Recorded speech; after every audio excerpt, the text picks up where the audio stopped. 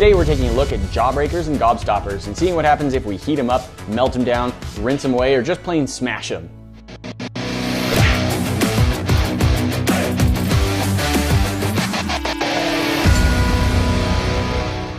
Most of you are probably familiar with jawbreakers. They're a round candy that just has layers and layers of color and flavor. They come in a few different varieties, and we've got some things we want to try out with these bad boys. This right here is just over 2 inches in diameter. It's pretty standard size for a jawbreaker. We've also got this mega jawbreaker, which, oh boy, feels quite a bit heavier than our mid-size one. And I can only imagine that it would take months to eat this whole thing. Normally, when you're eating a jawbreaker, you're gonna lick it, and since it's made of almost entirely sugar, flavor, and coloring, it's gonna take a while to get through, but you can get through it. Rather than just sit here licking this jawbreaker forever, I thought we would get a little time lapse of something a little bit faster. We're gonna take this jawbreaker, put it on a little stand, and then have running water flow down over it, and just let that water run until it just carves away the jawbreaker. Hopefully we should be able to see the different layers as they're exposed and then washed away. And I'm a little curious what shape we're going to end up with.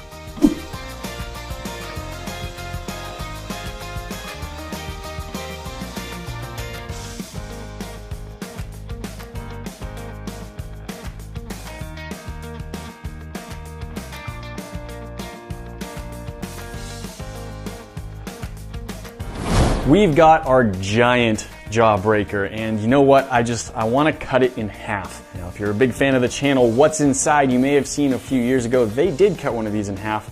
I wanted to try as well, and then we're really going to clean it up. I want some really good shots of what the inside of one of these looks like. So I've never cut one of these in half. They had quite a hard time with it. They used a chisel, and they ended up using like a grinder to just cut all the way around part of it and then break it in half. I'm going to see if I can get through this whole thing with a hacksaw. I've never tried this before though, so I may have to improvise if the hacksaw doesn't work.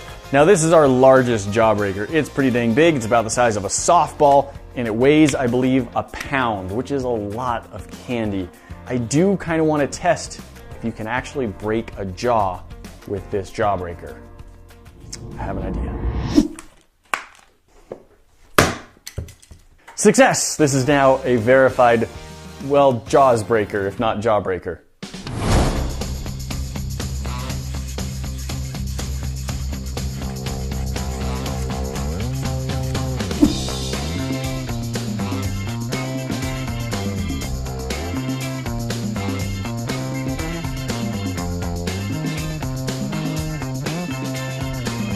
Okay, I think I've cut all the way through this jawbreaker now. It sort of clicked together, so at least half of it, I think that means, is separated.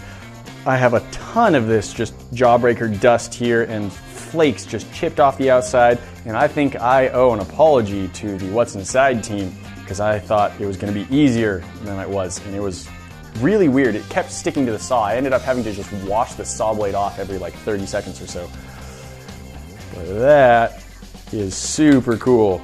Okay, I need to clean this up and make it just really nice and pretty. Because you can see all of the layers, but you can't see them very well just because of all the saw marks and the different cutting angles and stuff. So it looks good now. We can make it better.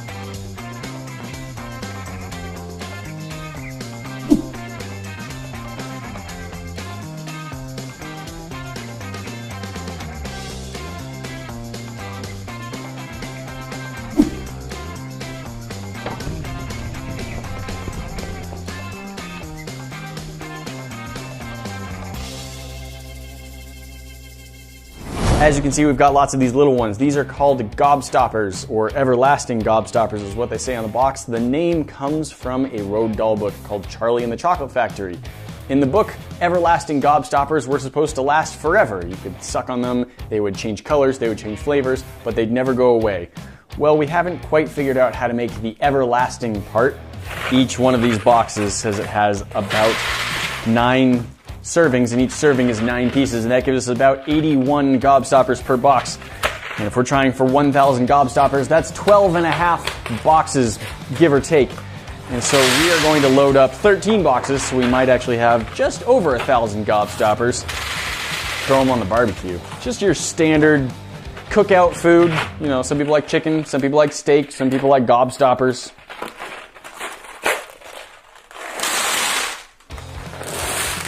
That should be just over 1,000 tiny little jawbreakers. We've got our tray full of 1,000 jawbreakers. Let's go upstairs where the barbecue is.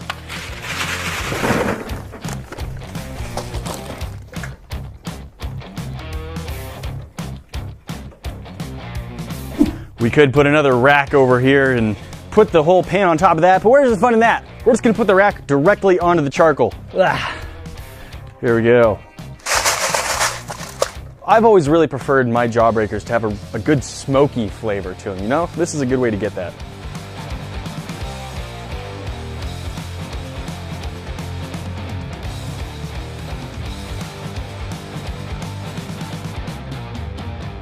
Our 1,000 gobstoppers in the barbecue have now been cooking for maybe 15-20 minutes, and they are mostly melted away in just this soup of molten jawbreaker candy. Just turned a sort of chocolatey raspberry color. It's very thin. Like, I didn't think it was going to get this thin, but look how liquid that is.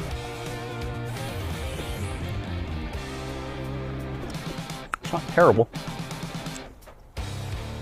It has a really interesting texture to it, and it's not something unexpected. Even though it's smooth at this point, having been all melted down, it still has a feel as though it's slightly powdery, like other compacted powder candies like Smarties or something like that. That would be the American type of Smarties, which are small fruit-flavored things, and not the Canadian or perhaps other types of Smarties as well, which are basically M&Ms under a different name. So yeah, it tastes like it doesn't, I don't know if tastes powdery is the right way to say it, but it feels powdery. Well, I know I've licked this, but I'm the only one who's going to be eating it, so I'm just going to put it right back here in the soup. Keep mixing this up. We have melted most of what's in here. Just trying to finish off those last few sticklers. Really get this all liquid.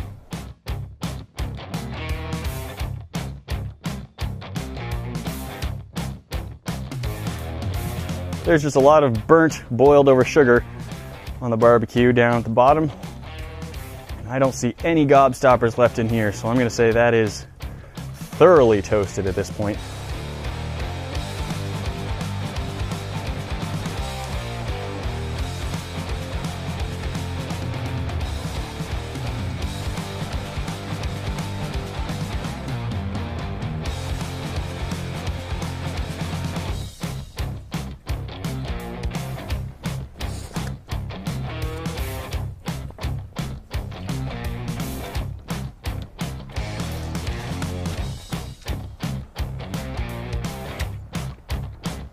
It's a lot like a soft Starburst, like a slightly warm Starburst. That's about the texture. Really sticks to my teeth a lot.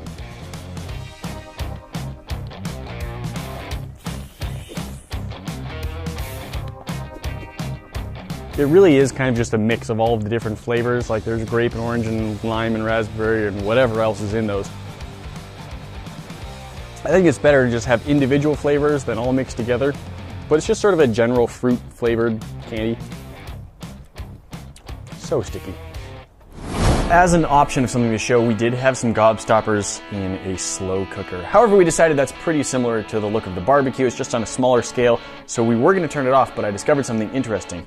The gobstoppers, even after sitting here for like an hour and a half, they barely changed shape at all, but I did discover that they've become soft as they've heated up.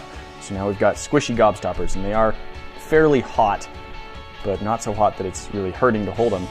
And so now it's just, instead of jawbreakers, they're just like a soft candy.